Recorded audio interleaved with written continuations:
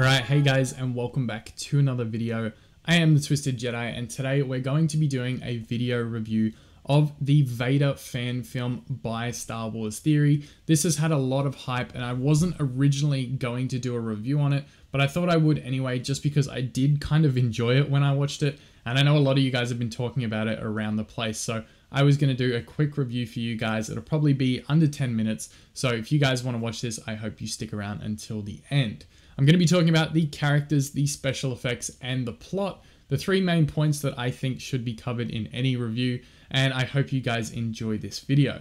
Anyways, getting into it, the Darth Vader was extremely well done. You can see I've got my little buddy Darth Vader here.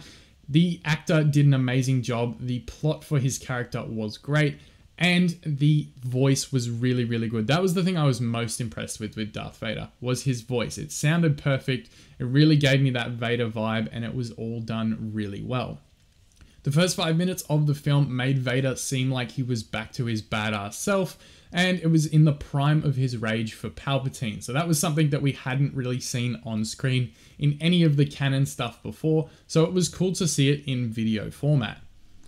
As far as Palpatine, he was good, but his voice threw me off a little bit. It kind of felt forced at times. He tended to have it down pat, but it just seemed to over-accentuate it a little bit, which I didn't really like too much. Seemed very forced and that kind of thing. So Palpatine was kind of okay for me. As far as Padme was, she sounded great, but she didn't look close enough to the character that we all know and love. Padme is forever in our hearts. We know that she is number one. She will never be replaced, but I do give my hats off to the actress that played her. Her voice was spot on. It sounded really, really great. I just think they could have picked someone that looked a little bit more, but I know you can't always have everything. You have to compromise on one end or the other. So really good job by her, but yeah, just I thought they would get someone that looked a little bit more like her. As far as the clones sounded fantastic. Perfect, spot on, done well. The armor looked really great. The voices were perfect. They was, I can't credit the clones enough. The armor looked fantastic. It was cool to see some officers in there as well. Some different types of clone armor. The shock troopers were in there. That was really cool. And Vader even mentions the 501st at one point. So fingers crossed we get to see them in the next episode. And I know obviously we probably won't see Captain Rex, but maybe some of the others that we do know. Getting into the special effects though, I cannot credit the special effects team enough. They did an amazing job for this fan film. And keep in mind, this is a fan film. This isn't a high budget movie. I mean, it had a pretty decent budget, but it wasn't a massive budget like millions and millions of dollars to spend on doing special effects for this film. But for what they had and what they spent, they did a really great job and really high quality work, which really drew me in. I just said really like 5 times. Ignore me, I'm doing this off the top of my head, but I think they did a great job, which really drew me in. I just said it again. It drew me into the film. I enjoyed it. The effects were good. That's what I'm trying to say here. I can't talk. Don't mind me. Everything from the lightning to the freezing of the blaster bolts, which, might I add, made Kylo Ren look like a little bitch because Vader caught like 50 of them, not just one. I think that was a really cool scene. I liked it a lot. It shows Vader's power and his force. Shows how much of a little bitch Kylo Ren is, which was kind of cool at the same time. The whiny boy will never compare to our Lord Vader. Isn't that right? No? No? He doesn't want, no, he doesn't want to talk today. Okay, but anyways, moving forwards, I think it was great. They did a good job. The damaged Vader looks incredible and extremely accurate to the movie, which was top notch. Although I would have liked his eyes to be yellow, because we know it is post episode 3. In episode 3, Anakin's eyes turn yellow. I'm not sure that they can flick back to blue, but they do in this fan film. So that's something I would have liked to see, is that they were just yellow all the time. But maybe that's just Star Wars Theory's way of showing that he's still conflicted, he still has some light in him, so his eyes go back to blue. Don't know if that's actually like canonically possible, but yeah, he threw it in. So it was not something that I was a big fan of, but yeah, it's going to be in there, so maybe it'll be explained in a future episode. Getting into the plot, the overall plot was good. It reminded me of something out of the Force Unleashed video games, which I loved. Obviously, they're not canon anymore, but I did really enjoy that vibe and that feel to it. Vader attacking Palpatine is definitely something straight out of those games, or would fit really well into like something like that. So it definitely had a really cool Force Unleashed vibe about it.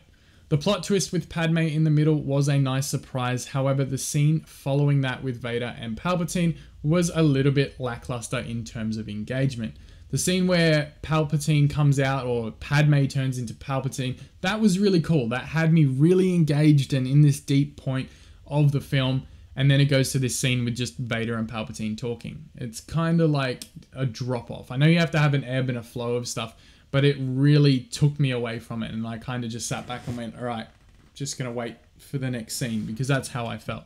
I don't know about you guys, but that was just me personally. One thing I didn't like was that Vader broke out of Palpatine's lightning a little bit too easily during that dream sequence, considering that's his main way of torturing Darth Vader, and Palpatine designed Vader's suit specifically so he could do that. So I get that it's a dream, and maybe that's what Star Wars Theory was going for, but I just didn't like that part at all. I think Vader's suit is, because it's designed to be a torture thing for Palpatine to be able to electrocute him, I didn't like that Vader broke through it so easily. Switching gears though, the thing that I did like about this film, and it was a really good thing to add to it, was the ending. The ending, Star Wars Theory reintroduced a surviving Jedi who Palpatine described had an amethyst lightsaber. Now, if you guys are thinking what I am thinking, amethyst is purple. Purple means Mace Windu, because Mace Windu is the only canon Jedi we knew, I'm pretty sure, that had a purple lightsaber. You think of Legends, you got Revan, Mara Jade, all those other characters. But in canon, I'm pretty sure it's just Mace Windu. So that could be something that they're setting up for the next episode and episode 2. This left me wanting more. I think that's a perfect way to end off the first episode of a series. You want the fans wanting more, or you want the audience wanting more. I definitely felt like I wanted to see another episode. They haven't done it yet. They're still trying to figure out funding and things like that to get it all done. But I would absolutely love to see episode 2 to this series. Let me know what you guys think down in the comments. That's all the points that I wanted to cover for this video. I hope you guys enjoyed it, and if you are new, definitely consider subscribing. I'll probably cover the other episodes of this, so if you want to see more and more different reviews on movies and things, as well as all the Battlefront 2 and Star Wars content that I can fill up, definitely stick around on the channel. I did post earlier today a channel update video, so if you guys haven't seen that, check that out on the channel. I'll have links all around the place for you guys to click on so you guys can see what I'm planning for 2019. As always, thank you guys so much again for watching. I will see you in the next video, and may the Force be with you always.